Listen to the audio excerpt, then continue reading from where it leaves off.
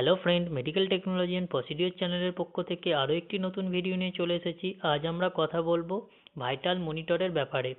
তার জন্য আমাদের লাগবে একটি আইসিইউ মনিটর, আর এটি হলো সেই আইসিইউ মনিটর। এখানে কিছু সংখ্যা দেখতে পাচ্ছি আলাদা আলাদা কালারের।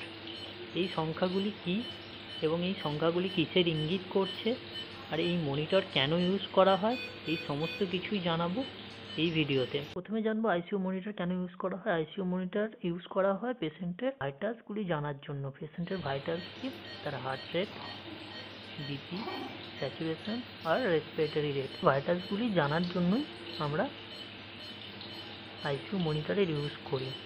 এখানে আমরা যদি একটু লক্ষ্য করি, গ্রিন কালারের যেটি প্রথমে দেখা যাচ্ছে 123, পাশে রেড হার্ট চিহ্ন, হার্ট শেপ দেখতে পাচ্ছি, এটি হলো আমাদের হার্ট রেট, যার নর্মাল ভ্যালু 60 থেকে 100 বিটস পার মিনিট।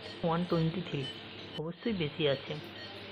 তারপরে রেড কালারে এনআইবিপি লেখা দেখতেই পাচ্ছি, এটি হলো পেশেন্টের বিপি বা ব্লাড প্রেশার, যার নর্মাল ভ্যালু 120/80 mmHg। এখানে আছে 150, 153, 92, অবভিয়াসলি এটিও বেশি।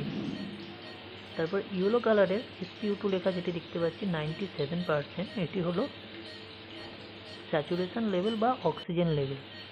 এটির নর্মাল ভ্যালু 95% অর হায়ার। 95%-95%-এ নর্মাল ধরে নিন। তার নিচে স্কাই কালারের যেটি আছে RR, সেটি হলো আমাদের রেসপিরেটরি রেট। রেসপিরেটরি রেট যার normal value 12 to 16 beats per minute.